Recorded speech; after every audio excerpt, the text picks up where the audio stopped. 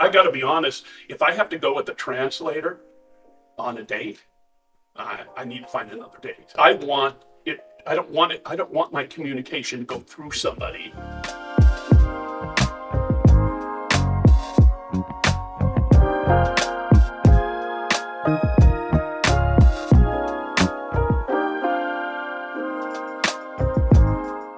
Lazio wants to know, how bad is the language barrier in Thailand? What would you say to that? How bad is the language barrier in Thailand?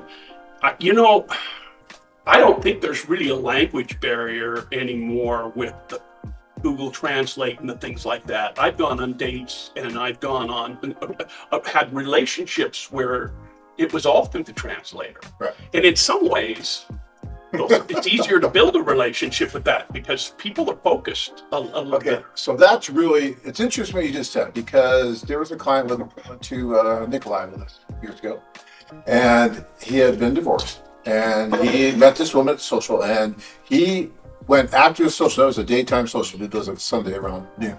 So he spent like 10 hours with this woman after that social. He came back to the hotel almost shaking, and he's like, I've never communicated better with anyone than this woman who hardly speaks any English. But the reason that I was able to communicate with her so well is I really had to focus on what she was saying. I really had to listen. I'm so used to hearing but not listening. In my marriage, I heard all the time, but I never really listened. Yeah. And when I listened to this woman, what she was really saying, it was a whole new plane. So it is interesting when you get into that. Yeah, it is. But the other thing is, most of them all speak some bit of English. Yeah. And here's the other one. In Thailand, particularly, so they all speak some form of English, and most of them are pretty good. And here's the other one. They have a goal. A lot of Thai girls, from the time that they're very young, they want to learn English. They want to go to America. They want to date and marry a Farang, which is a foreigner, right. and that's their goal. And it's a prestigious place for it with a lot of Thai women. And so what happens is you have an opportunity to meet and with some of those, but most of those people coming to these AFA, they know what it's about. They're coming to meet foreigners. Right. They know it's English. Most of them are studying English, been studying in high school, college, taking classes. It's become an important thing for them. Maya still studies English every day on her phone and everything else. She studies watching TV. She always puts up the subtitles, and then she'll freeze it and say the same subtitle over 12 times. Okay, can we start the movie? When Tanya got over here, her English was actually really good. But there was still some slang and stuff, so I could say something that I probably shouldn't have said. And I could blame it on the English. Like, oh no, honey, you misunderstood. Oh, you misunderstood. Yeah. And that worked for about a year or two. Now forget about it. I can't deal with anything. So sometimes that English barrier can be a good thing. I don't think there's a language barrier in Thailand, really. I mean, that doesn't mean that you won't meet somebody that you have some communication issues at one time or another. But really, with a translator, you can get around any communication.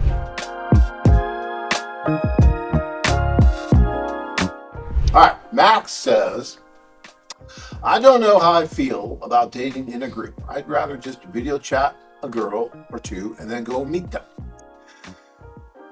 I'll say something real quick and then you can chime in, but look, Max, you can do whatever you like, and certainly you can do that. We have a lot of men that go over what we call independently, and we will help set that up, and we will arrange the meetings when you get there, and that's wonderful, but it's a long ways to go. And even if you do a video call with the woman, all the senses are not in play yet. It's not the same as meeting in person. And to go all that way just to meet one or two women, if it doesn't work, then you're coming. We have a gentleman right now who I believe is in Eastern Europe, went all the way to meet one woman, didn't really work out very well. He's coming back. That is a long ways to go. Now we have also a tour going there this week where they're going to meet between the two socials. Will probably be about 250 to 300 women that they're going to get the opportunity to meet. You can still meet those couple women that you want to video chat with, right? You can make them priorities, but why wouldn't you give yourself every opportunity? I'm not saying this to try to sell you on something. I really don't care. If you want to do the group tour, that's wonderful. If you want to go individually, that's great too. I'm just trying to give you the benefit of my experience over the last 30 years, and more is better. More possibility is better. When you have a limited amount of time and you have to go a long ways to accomplish it, why wouldn't you give yourself every opportunity? And that's what I said. We kind of talked about that a little earlier. I think you ought to go to the first two socials and focus more on not who you're interested in, but who's interested in you. You're going to get 10 different tables. You're going to pick one and try and find one or two girls at each table. And at the end of the day, you want to have 3 or 4 or 5 girls that you would be interested in dating should it pursue that way. And then at the end of the 2 socials, you have 5 to 10 girls that are really interested in you. And if you want to go do the one where you just video chat and do it, you may end up finding yourself in that position if it doesn't work out. I did. Yeah. I mean, you just don't know. 2 girls I had that I was settled on, and I should have I had met more and paid more attention to who was interested in me. But they ended up with COVID at the same time, and I had a week to 2 weeks in there where I'm twiddling my thumbs thinking, every night at Hillary 11 watching the band sing is kind of fun, but it's not as fun as being on a date with someone you're in love with. Travel to exciting places and meet hundreds of stunning single women. Check out our website at anewwife.com.